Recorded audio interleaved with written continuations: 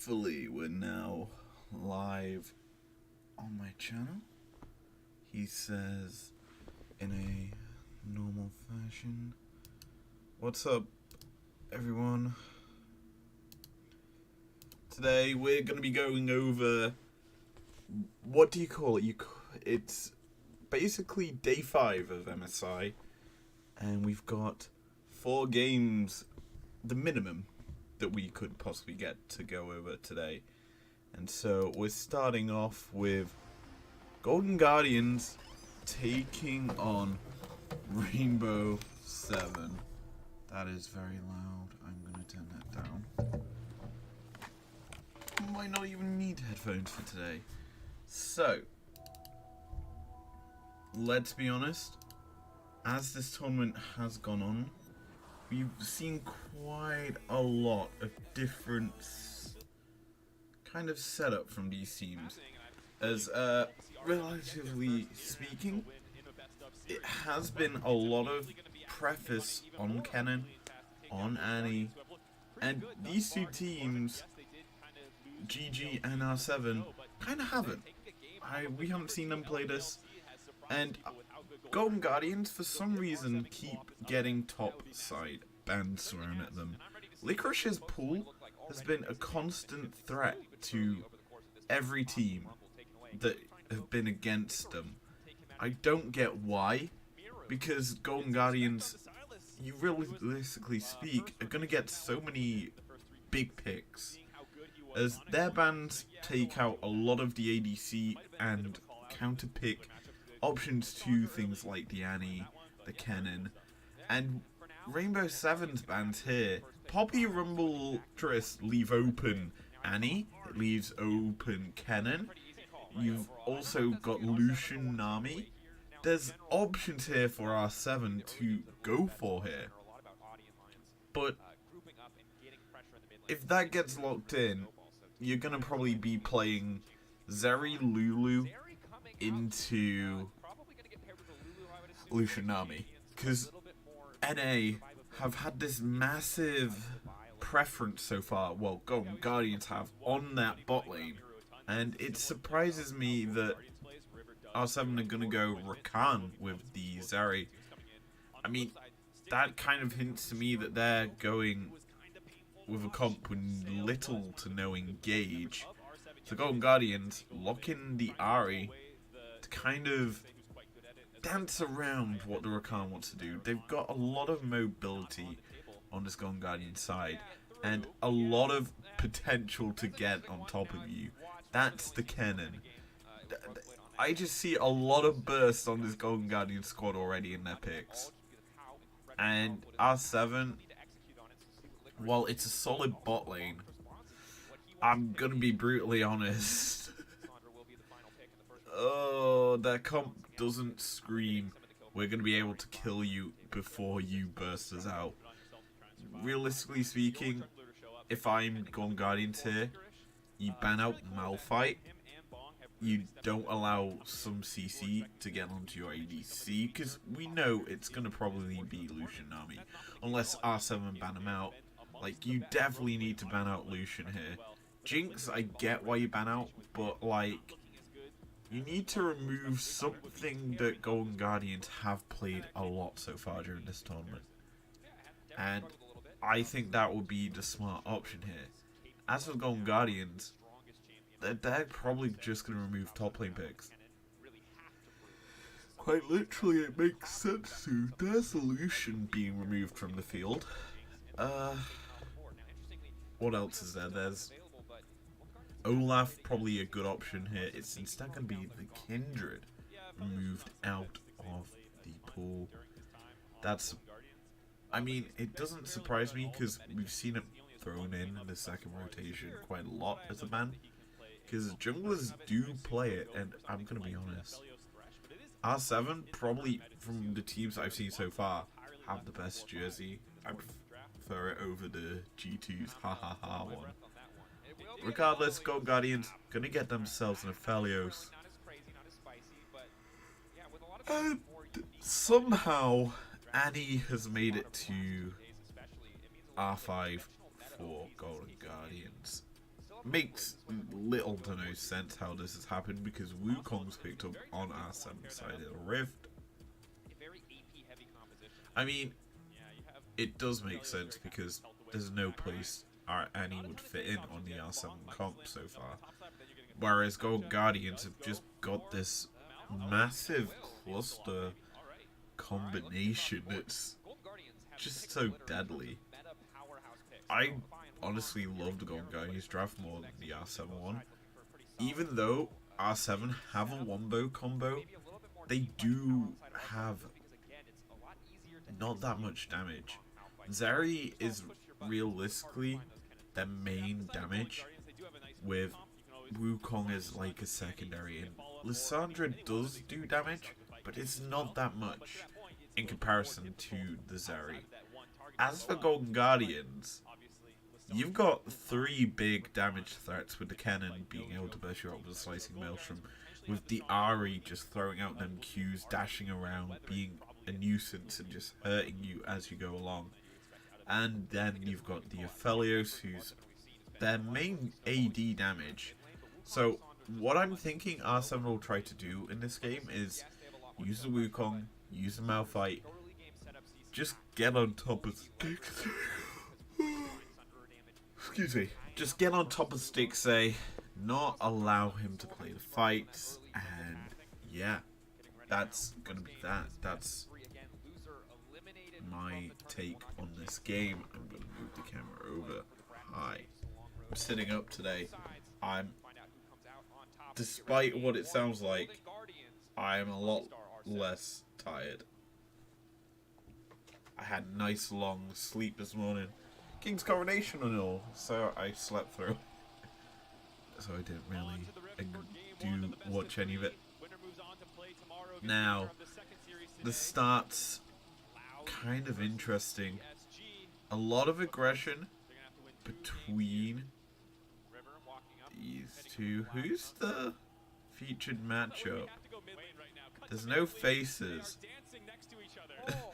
You can't do a featured matchup and not have any faces. That makes no sense. Anyway, I think a lot of the HUD's not open yet, but looking at the starts, cool start in the bot lane.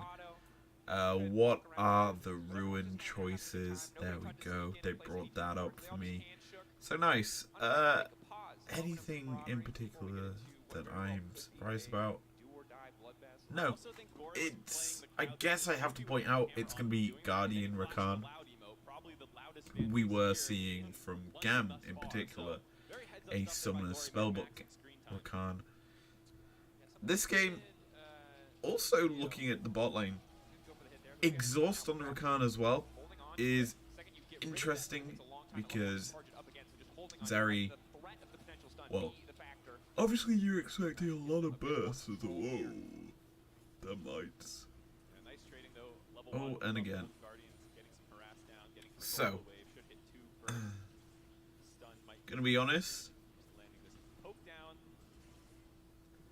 bot side going as expected.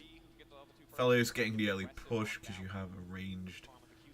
I mean, Annie does so much more than what Rakan can do at level 1. As you just step forward with your Molten Shield. As the Zeri trades into you, you just are trading back a lot heavier. Aphelios is able to free farm. Once he hits level 2, it's a bit more scary for the Zeri and Rakan because Annie can finally stun you, and Aphelios actually has access to useful spells. Now, as the laning phase goes on, there's more kill potential in the bot lane for Zeri, but for now, that's actually clever. So Golden Guardians got some vision onto the blue buff early, so they have been able to track Oddie's pathing, and this is a nice change up. I think that's more of a Western thing, teams using the vision early in order to track the jungler a bit better. And what we're seeing right now is Huhi walked up to the Scuttle Crab. He knows that Wukong is on this bottom half of the map, so he puts a ward on it. So if Oddie steps forward to take that buff, it essentially is known by the Golden Guardians. And that is clever, as the wraparound gank has not been spotted. Lovely flash Q out from Vi. That's just a clean first blood out from the Golden Guardians. And he's gonna, because they knew he was on the camp. Yeah, this is just clever. By GG.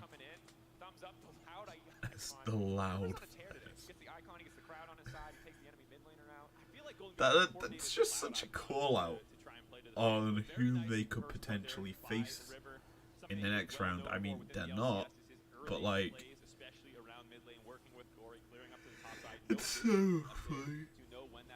Oh boy, I am yawning a lot. Jeez, it's weird. Anyway, taking stock of the game, and he's got stun prepped, ready.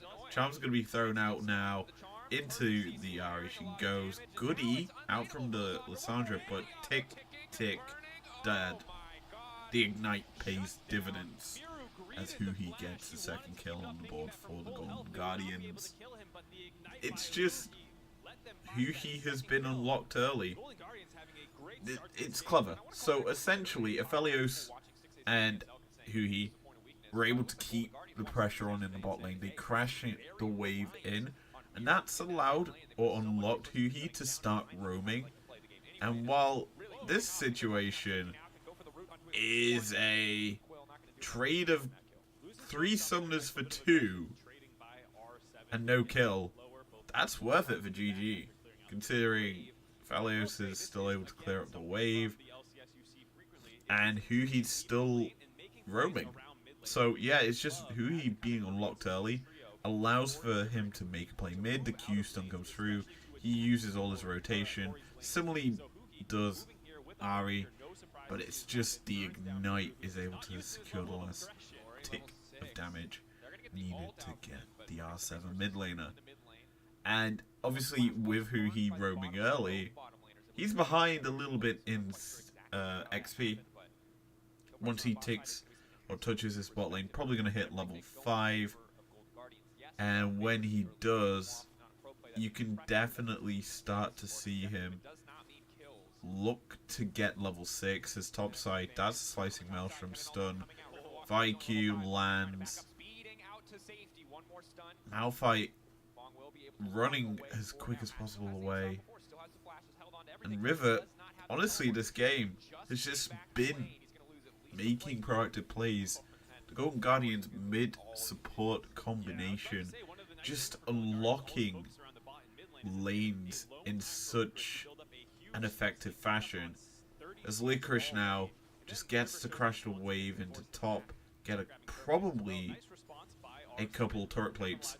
Malphite has already used his TP back to lane, so there's no easy way for him to get into or back and protect his turret as another plate falls, as I said.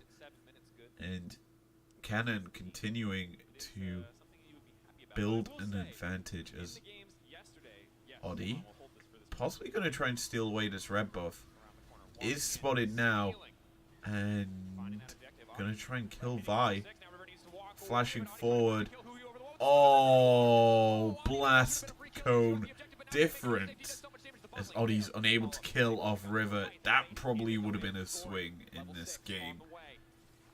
Unlucky, to be honest, as the rest of the Golden Guardians just came up quicker. Great response from Huhi in particular, getting the stun down so Wukong can't jump immediately back on and kill the Vi. And that's a lot burnt by R7's jungle as well. They're burning for no real advantage. It's kind of sad, to be honest, because Flash was invested there by Oddie, whereas River didn't. He didn't need to burn it. I mean, I guess you do steal away the red buff, but if you're River, I'm pretty sure you're happy with keeping your life in that situation. As you now transition over to the Herald, and Oddie can't really step forward. He has no safety to make any kind of responsive play. I mean, Drake is on the table in 3 minutes. They did get the first one. That's kind of your win condition if you are R7 in this one. Get that big Drake stack that's really hard to deal with. But sadly, with how the game's going so far, it's probably going to be hard to continue to stack Drakes. Right now, I will say this, they've managed to get a bit of pressure bot side. Obviously with who he not really staying in lane too much. It is allowing this Zeri to start to close the lead that Aphelios got early on. And while Aphelios does lead in CS and is actually 13 away from the fully stacked cull, I will say top side, that's looking like a play. Just the wombo combo of the Vi and the cannon ults just sliced down the health bars of Bong.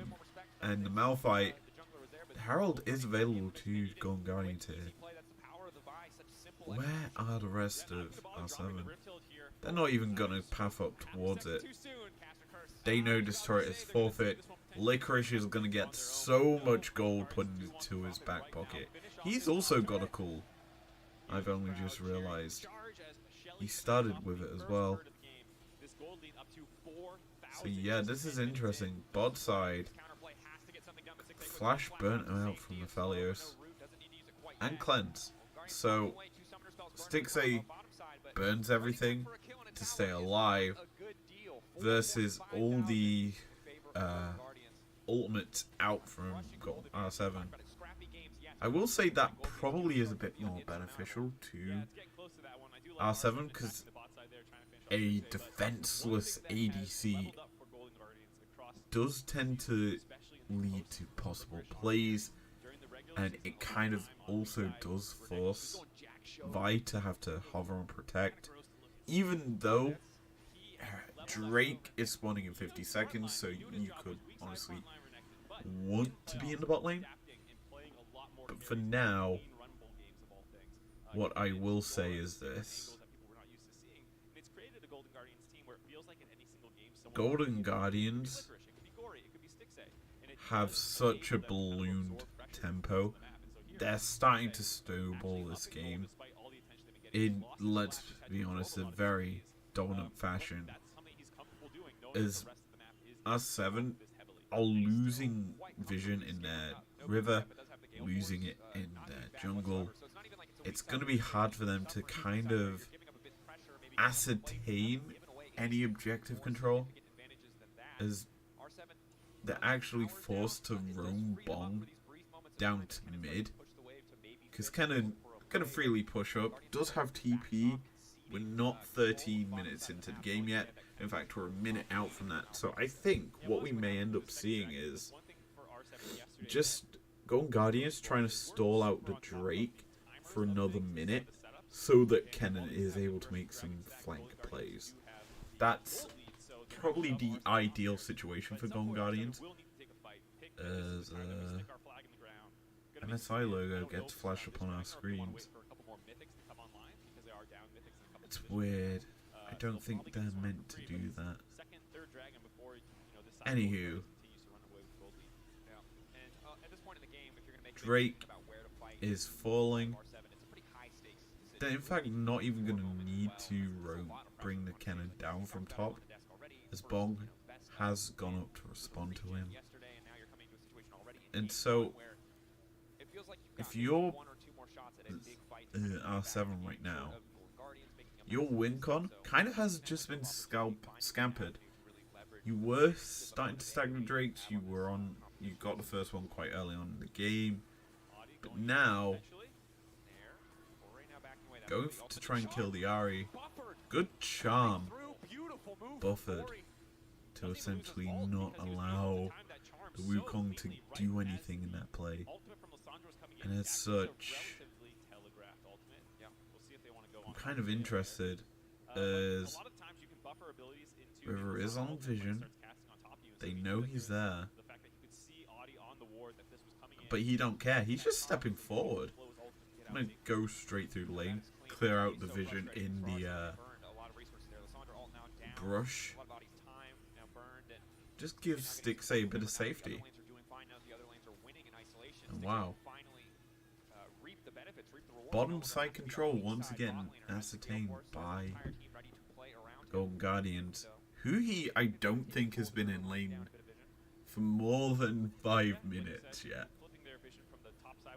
He's just been roaming. He's sat in this river pretty much the entire game. The good thing for him is he has got Tibbers now.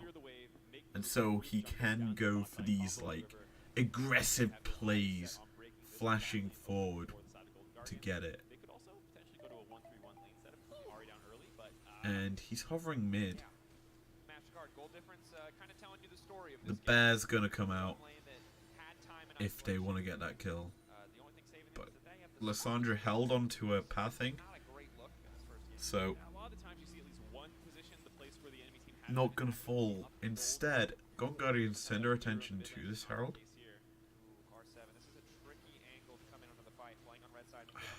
This is weird.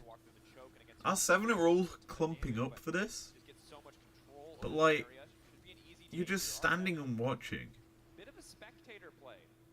It seems so bizarre. And you could have honestly pushed out bot and threatened that turret. That would have been the most ideal play for them, because all of Golden Guardians roamed up to take the Herald. You should have realistically looked for a crossmap. I mean, Lissandra did go take top, so I guess you would be... No, you keep your bot lane then in the bot lane. Instead, what's going to happen is River gets a free access to this turret because the wave wasn't pushed in, and Herald crashes into the tier 1, and somehow Golden Guardians get to continue to push and get turrets. And it just seems like it's a spectator sport out from R7, as they're not really doing anything. And I mean, that just seems dumb. Going into a cannon, you're letting him build up this burst in his kit. He's already got his rocket belt, so he's going to be dashing really quick onto you and bursting you out. Bong already has fallen prey to a combination from the Vi and the cannon. So the fact that he's been able to just kind of freely do this seems so dumb out from R7. They're falling behind, and it's not pretty at all. Yeah, I gotta say, some things were surprising bans to me on red side. Tristana has been a staple for Golden Guardians in terms of flex picks on their red side strategy. Doesn't heavily involve Santé, Tristana, stuff like that. But their blue side less than a minute till the Chemtech Inc. Drake. And it's a bit annoying if you're Golden Guardians that it's a Chemtech Soul. Annie's been caught out. Forced to flash out. Aphelios is caught. And there's the first kill over to R7. Great play catching out the Aphelios on the side. You did take quite a bit of a chunk onto your... kind of your only engage. But, yeah, now to get to wrestle back control of this bottom half of the map as... oh. Just a clean slicing Maelstrom. That's a good ult from Malphite. But, yeah. Licorice is still here. Yeah. Tibbers is just stepping forward, trying to kill Lissandra. Is unable to. And Leon's is dead. Yeah, Leon's. No way of getting out from that. You kind of stranded yourself on the turret. And so... Golden Guardians continue to balloon their lead. One more kill and they're Braziling R7. That'd be funny. How they were approaching the dragon, feeling maybe a little overconfident, a little disjointed, getting on top of 6A, but it cost them so many ultimates there. So we watch it again. I mean, initially, Oddie catches out Annie, and he does use a lot of combo to try and get her, and essentially because of that, it kind of scrambled Golden Guardians across the place. So they turn on to the ADC and are able to pick that one off. Slicey Maelstrom was clean here, as the Unstoppable Force was just slightly cleaner, but Zeri's stepping into a Vi. She's obviously going to be hit up. Good block there by the Rakan to keep his mid lane alive. But personally, that was a weird misplay out from CEO. As here comes Golden Guardians. They comboed so well onto the Zeri there. Just absolutely dunking her with the ultimate combos. And then the fact that the Moonlight Vigil killed her allows Stixay to take a bit more of an advantage against his laner. Because I would say that Golden Guardians bot lane haven't been prioritized that heavily in this game. It certainly felt like there's been more emphasis on the Ahri, on this Kennen, and that has essentially allowed Golden Guardians to get this lead and continue to just harass their opponents.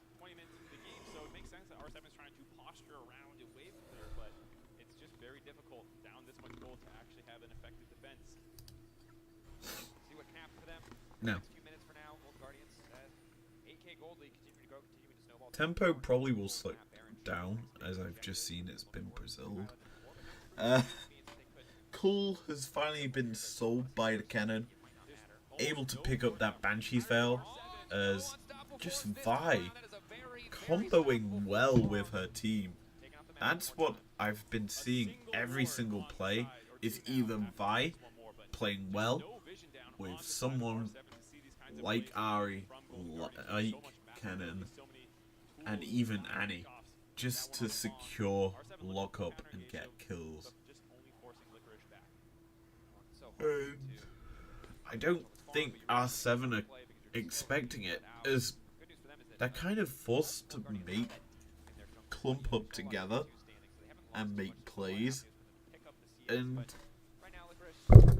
that's a bit harder to do into this Golden Guardians comp, because the champs that are on the Rift right now aren't these squishy, easy to kill champs. They're champs that want you to essentially come into them. Like, Annie has so much AoE CC that's close range as well, as a good catch out onto the cannon. Gonna get shut down. But overall, come Golden Guardians, they've locked up and knocked down the Lissandra. But they're going to be losing the Vi on top of it. Chakrams are fully stacked up for the Aphelios. Cleanse burnt out from Zeri. And yeah, the Chakram stack is so high. Just using the Severum gun combination with the Calibrum. And good night goes CEO. And Baron is in the eyes of the Golden Guardians here. They'll probably wait a couple... Well, they won't kill it in 10 seconds. If they did, that would have been a bit of a misplay, but you're going to have to wait for your a jungle to get back on the map. So now you can maximize the buff having 5 members. Get it? TP also going to come through to make it a little easier. But this as a whole is a great pick onto Licorice. You spot him out with the sweeper. But now, this is where R7 have realized they've overstepped, because Golden Guardians are all here looking to kind of make the counterplay. And this is even more of a misstep. Like, I'm gonna pause it. I didn't want to go forward, I want to go back. Right, so here. So, yeah, here. This is an issue. But when Malphite goes to the wall, you're in a 4v2 in this situation. So the big thing, though, we don't realize is because Malphite was getting hit onto by Stixay, it has given him 4 stacks of the Chakram, not Calibrum. Whoopsie. But yeah, then the Moonlight Vigil hits onto 3 members, and there's more stacks. Here is the bigger overstep from R7. You're trying to chase down onto Gory, but look, the wraparound's already coming through from the Gold Guardians. You knew the Aphelios was down there because Malphite was trading into him. So, continuing to fight here with no ultimates, you have a couple of flashes. I mean, Zeri just picked up a shutdown. I personally think you cut your losses here if you're R7 and back out. You got something in this fight that's worthwhile. You then don't give the option for Baron for the Golden Guardians, as you still can contest it with this 4-man squad. Instead, Zeri's forced to burn all summoners just because she stepped way too far forward, and Chakram stacks get thrown out like mad lads. The Great Gale Force to get the double kill, and he's just using his Q to continue to stack him up, and in essence, Zeri is unable to deal the same amount of damage that the Aphelios can at this point in the game. So, with that said, I need to look at these builds and discuss what I'm actually seeing. Radiant Virtue Vi. I mean, it's certainly not that standard Divine Sundra I have been seeing on her, especially against the Wukong. But probably not going to see a fight. I was trying to look at the items, and you know, there we go. Just take away the bottom half of the map because Golden Guardians are looking to push into the base. Then using the... Okay, I get this combo, but this just seems way too late to be trying it. Okay, so I could discuss this quite easily. Malphite goes in onto the Aphelios. Reason being, his guns are pretty bad. Like, green-blue, not the best gun combination for team fighting. You realistically want red and white, do not fight, as we just saw in that top lane. And so, green gun with blue isn't the most optimal combination. Green purple probably is the worst combo. Or green red. It's hard to tell in some situations. But like, this fight makes sense because you want to kill him. You don't want the super fed Aphelios to be impactful in this fight. However, look at where R7 are. You've got Malphite going in. They're 3-man core there. Where's the 4th? Oh, wait, where is the 4th? They're just going in for the...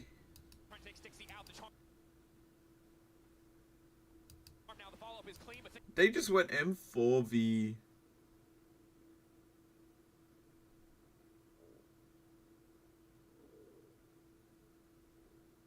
Am I dumb? 1, 2, 3, 4.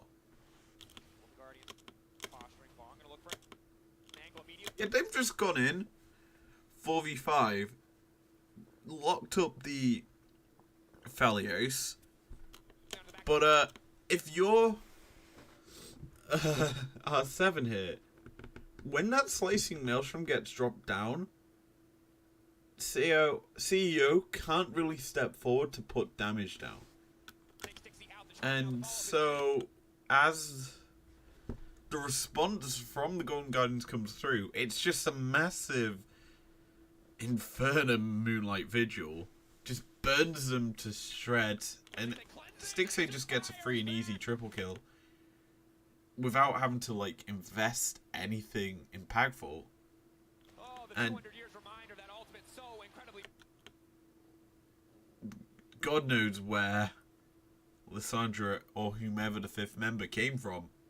But it seemed dumb, that fight from R7. Like a last-ditch effort that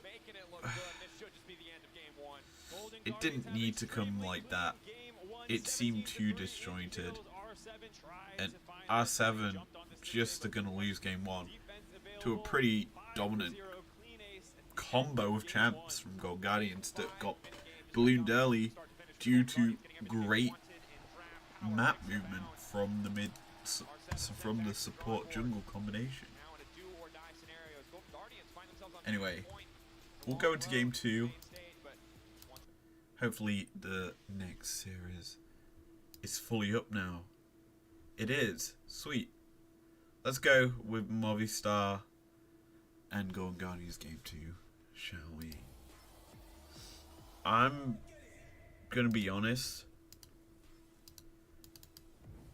Movistar's bans sucked in game 1.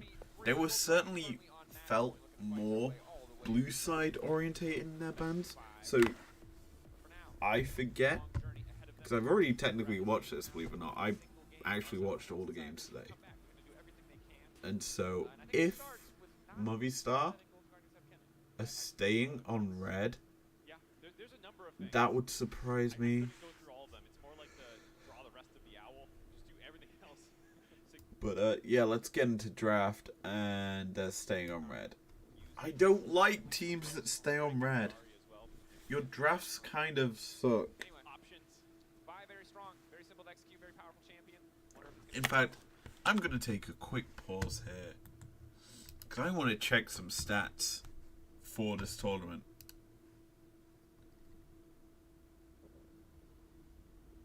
Yeah, it's funny. The win rate on blue is a lot higher than what it is on red. Why not switch? It makes no sense. It's annoying, let's be honest. You honestly should be switching from red to blue. And the fact that it has such a high win rate in comparison indicates to me that teams are just playing poorly and aren't able to adapt. And I'm just gonna look at pick bands. Can I see pick band blue side?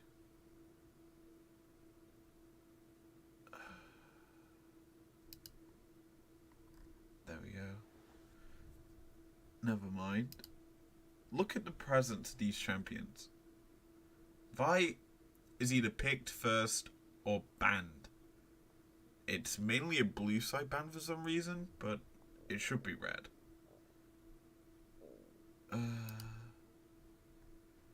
Honestly, I'm surprised I can't see bans. Ban stats, there we go. Blue side bans. Red side bans. I can't rotate. I'm just pointing out, red side should be banning Kennen, Lucian, and technically Vi. No, it's Annie. Annie should always be it. Nautilus has kind of seen a bit more. Because look at P1. Pick phase. Or ban phase, I should say. It's dumb. I hate it. I hate it so much. These champs here, these top 3, are banned Kennen's predominantly red side. Lucian, Vi. Lucian's red. Vi is kind of switched between these two, with Annie as like a third, but I'm just gonna sit back and look at R7's red side draft. I'm not gonna break down each pick, but Kennen is the first sane ban that I've seen from them. As for Golden Guardians, they get to target ban. Vi is a sane ban. That Rumble is annoying to me because you aren't essentially using it effectively. Because there's so much more power on the field. And so, Golden Guardians have this great combination of being able to flex Cassante. Because Gory's played at mid quite a bit during playoffs. So, Golden Guardians are going to play this draft very flexibly. As for R7, they steal away the Aphelios here. And so I would think, take Annie with it. Just steal the entire bot lane for Golden Guardians. You take a strong ADC and have a flex between mid and support that has a lot of strength in the current meta. But no, they're not going to do that. They lock in the Maokai. This annoys me. I'm putting this on my other screen just to watch it and look at something. Essentially, what intrigues me is if R7 play Annie at all.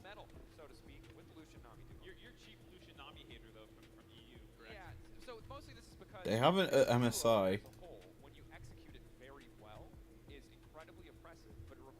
One game, and it was a loss. Okay, that explains probably why they're not prefacing it. However, Golden Guardians have just been given a very dominant comp. Again, Lucian Nami this time is their bot lane. I think that's a lot more threatening than Aphelios Lulu in current meta for an NA team, I should say. So, second round rotation. Olaf ban makes sense. You can keep your flex of the Cassante alive. R7 should ban Diani. It's a strong mid laner, but I think what R7 probably will do here is lock Ahri. Expect Golden Guardians to go for Lissandra as this sort of response, but that screams out expectations, and I don't think them expectations will be what happens. In theory, Golden Guardians could have honestly banned the Ahri there, or the Lissandra, whichever they felt more comfortable not to play against.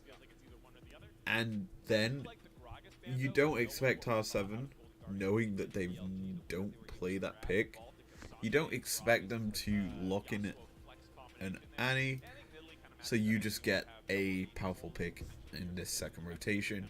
Instead, Jace goes over to R7. I mean, still flexible. You can flex it top, though I wouldn't expect it.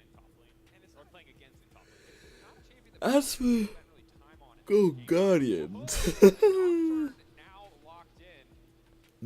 Nocturne is going to be turning out lights in this game.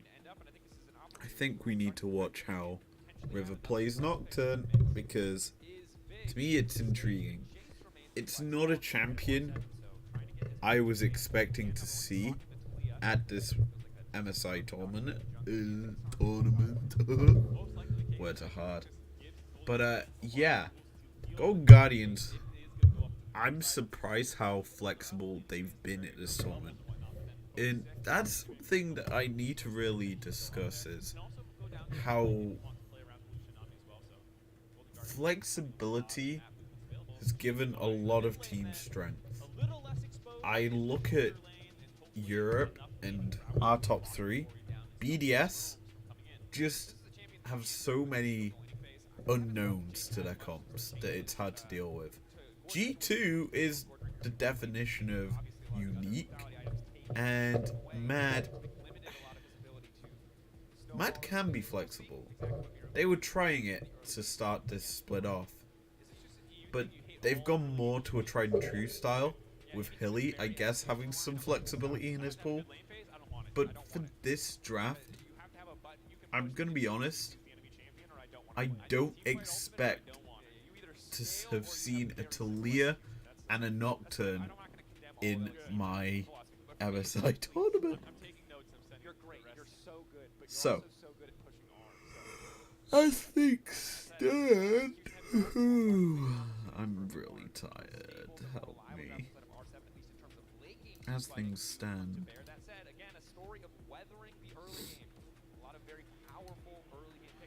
Golden Guardians looking for a crown. They want to beat this R7 squad. Advance to face either PSG or Loud. They're hoping it's Loud, considering they have their emotes. But as we get onto the Rift, maybe we don't see the same start that R7 had last game. They kind of got bamboozled with what they were doing.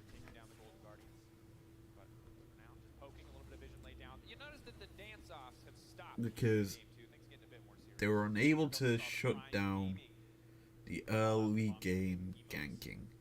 The early game roaming also became a big threat that, with how Golden Guardians have set up, you don't really get to contest as 3-man bot just to put a load of damage down. I will say this is beneficial to the Golden Guardians because you've already burnt a pot, well, a couple of pots on the bot lane of R7. You're going to always have that aggression, that knowledge. You're going to have more HP than your opponent. What surprises me is neither side have gone for a cold start. And I would have thought you would have if you're Lucian. You want to get the early advantage in lane to get more gold and tempo. And with how you've got first strike as well, the extra gold would definitely have been more beneficial in this situation. Because it would get you ahead a lot quicker as Lulu's getting put really low.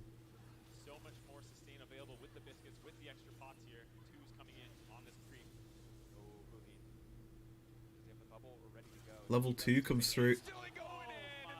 Just delete it. As soon as level 2 came through for... He's dancing on.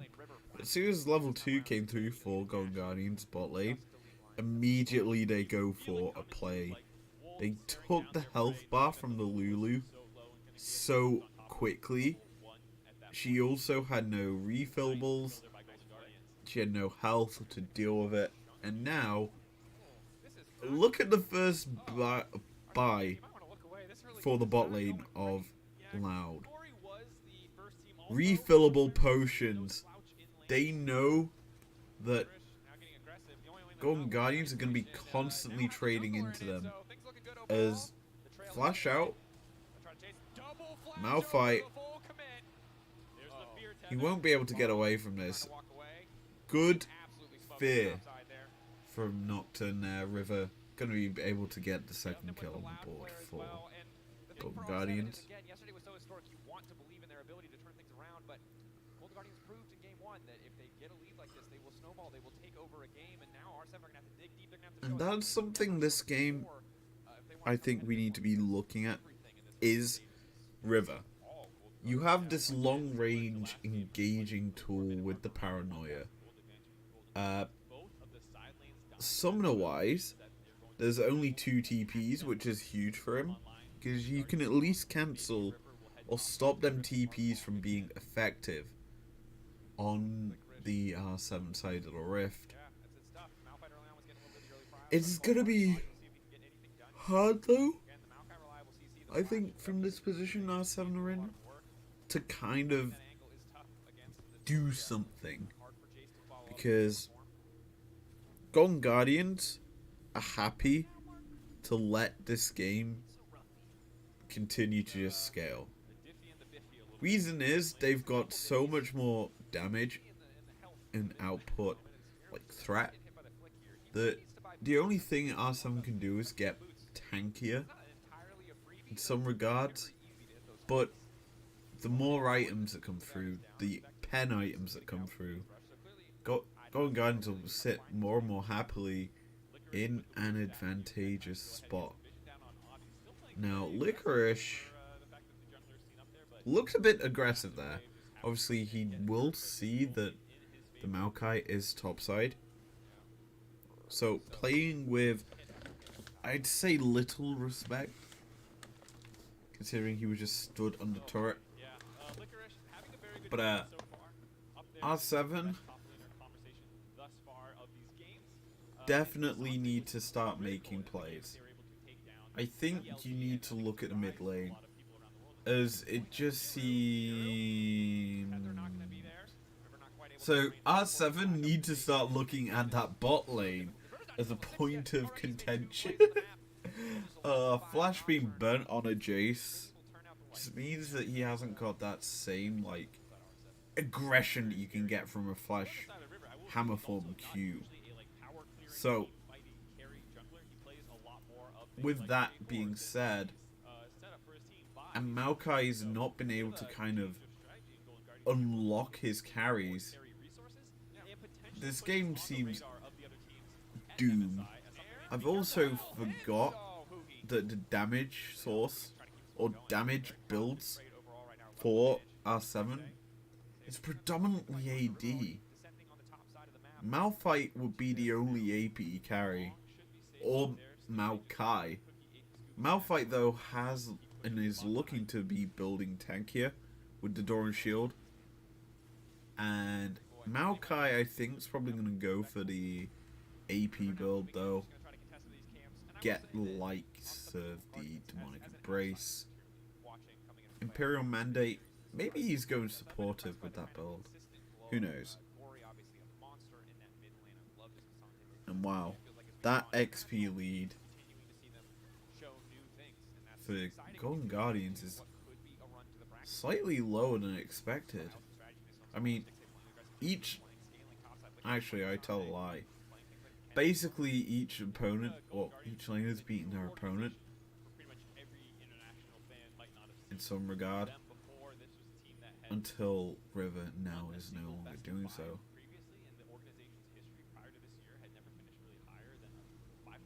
But this is something I do like seeing from teams, is actually roaming to get a bit of vision on entranceways, because it just provides your lane a bit more safety.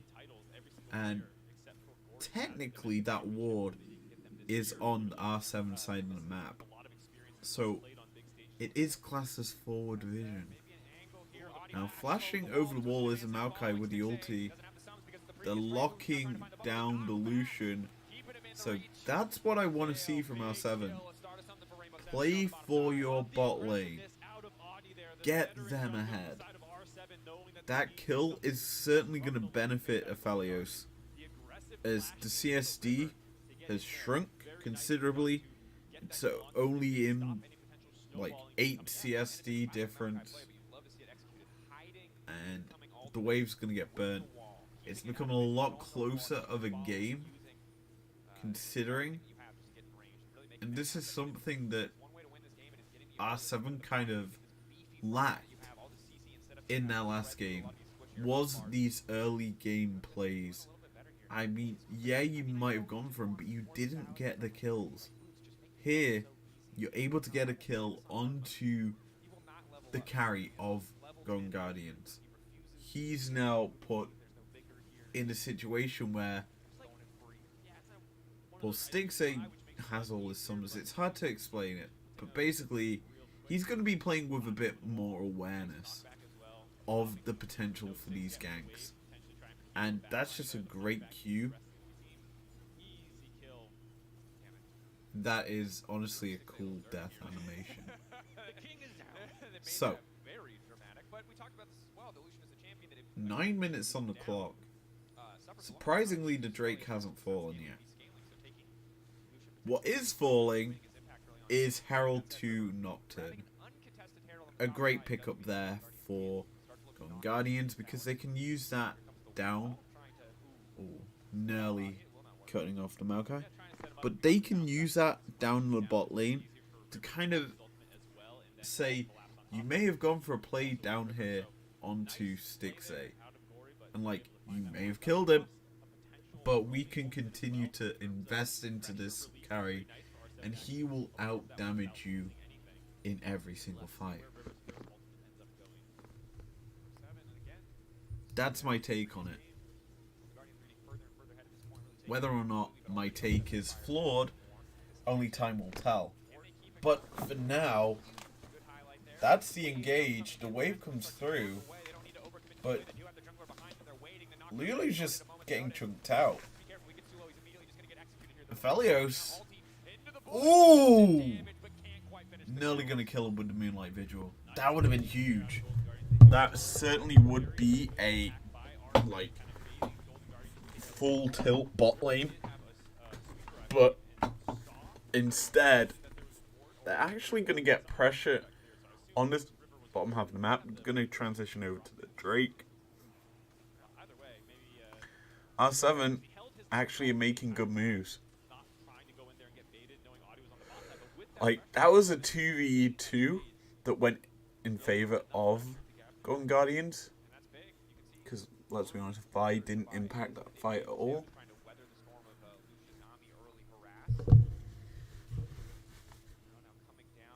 And now, as the game sort of ramps up, we're getting to a point where... Oh, good flash. We're getting to a point where team fighting is going to become more and more prevalent. And looking at the comp so far, I would say in an actual team fight right now, it would go to the side that starts the fight.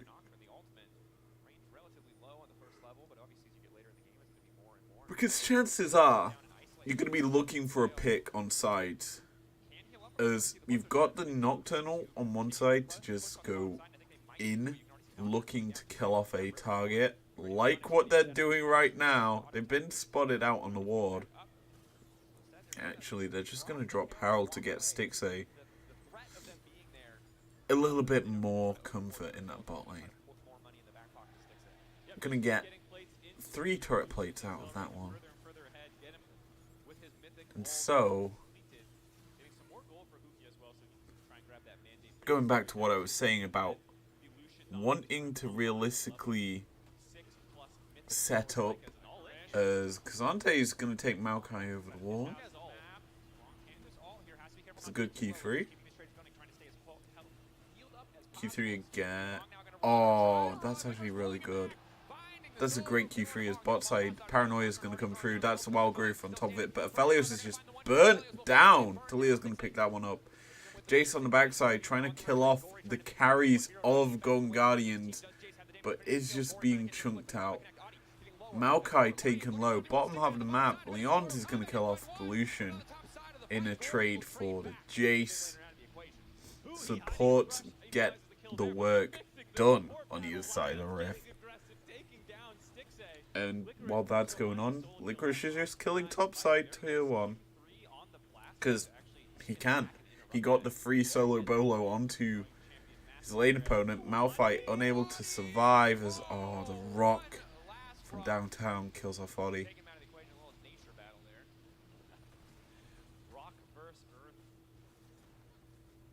Oh, I didn't know that happened.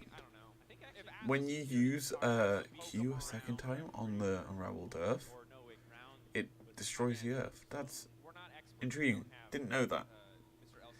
Anyway, back to the map state, and it's just Cassante gets behind Malphite with the Q3, pulls him down to a bad situation behind his turret. Now Malphite does have ult, so ideally he would have pressed that button, but he doesn't, and instead he pays the price as Cassante just solos him out. Anyway, on the bottom half of the map, Nocturne comes through.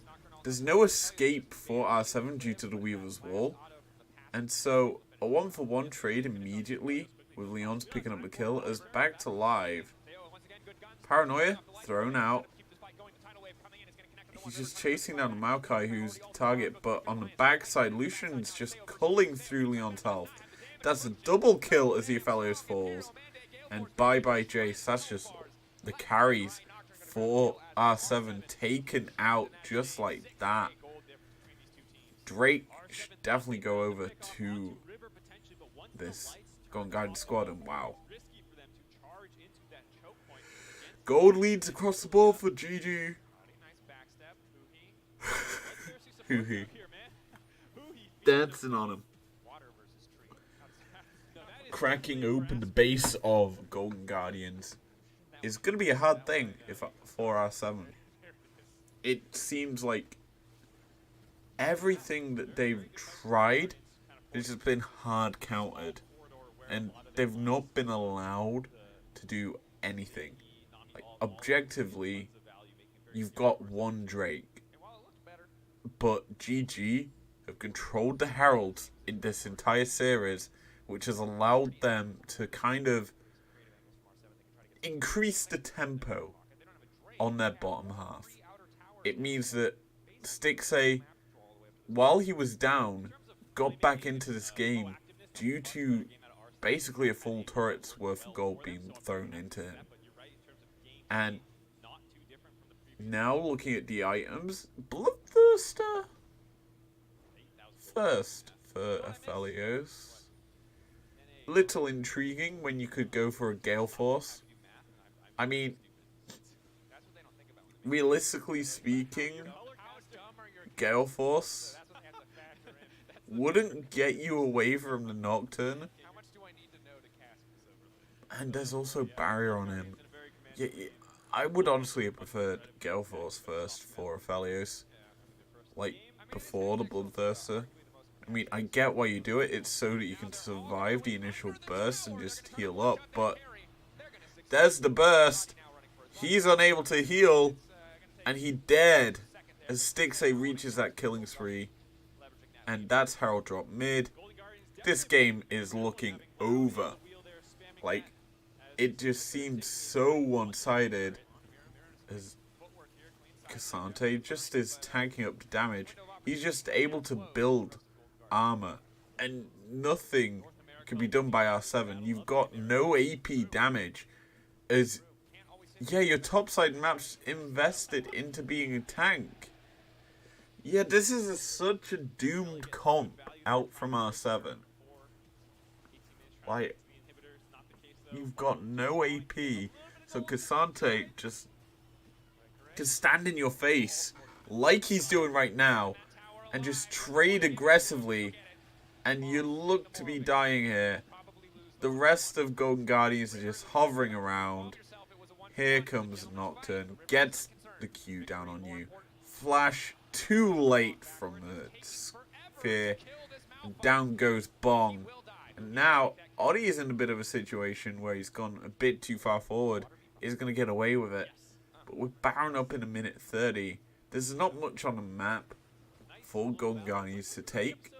So maybe we see them make a play bot side, because Talia is looking to jump onto the Jace. Just going to force him back. And, you know, I think the big issue with this series has been draft. It seems like a massive draft diff from both games that we've seen from R7. And I personally would have preferred to have seen something more along the lines as just last-ditch effort. Wild Growth comes through, but Maokai is dead. Here comes the paranoia from downtown. Here he comes. He gets the spear onto the Jace, but it's going to be nothing else other than a fear. A TP coming in from the Talia. She's going to get behind him. The wall's going to be dropped down. There's no escape. Oh, R7, you are forced to be kited under your own turret. Jace tries to kill off the Cassante, but he does no damage. It's like shooting fish out of a barrel as Talia is on a rampage.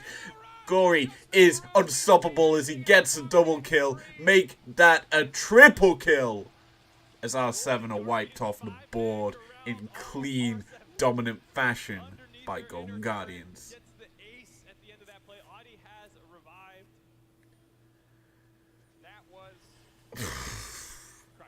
That fight was just really well played by Golden Guardians.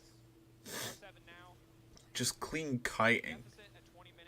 You use your abilities to force them into bad situations. That's Medjai's, by the way, for Gory. Of that back.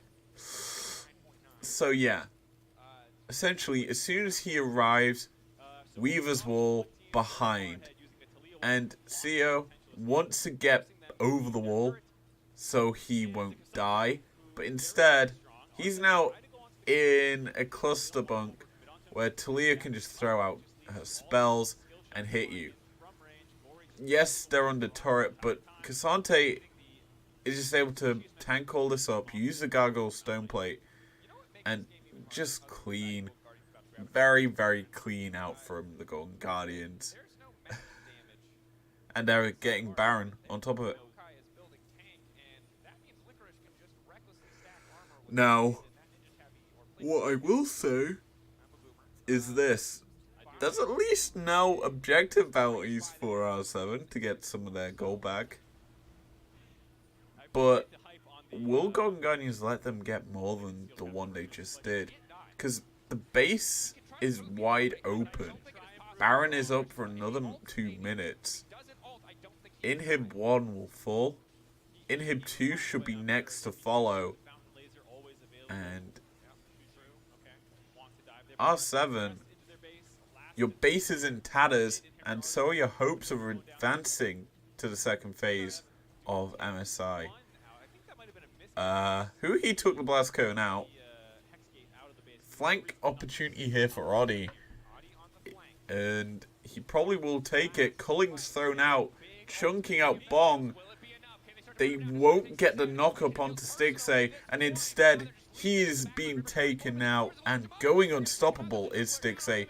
Trade though as Nocturne dies, but the double kill. This game is over. No real threat is left to Stixay. TP's gonna come back in from, I believe that to be Licorice, and here comes the one from Gory. Refilled on the health bars. Aphelios just getting taken down by Licorice. And bye-bye to the LLA representatives as Golden Guardians win out this best of 3.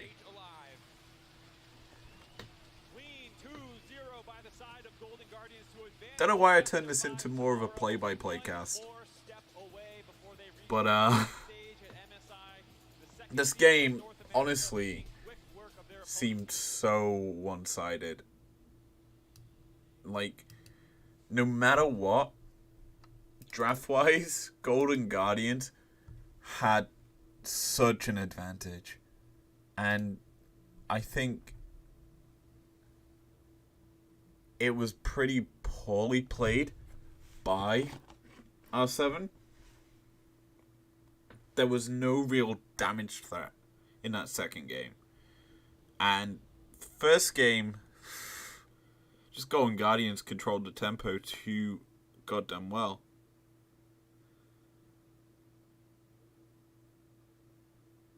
Anyway,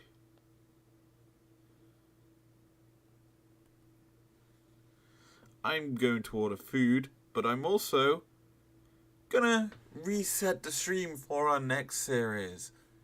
It's gonna be a loud one.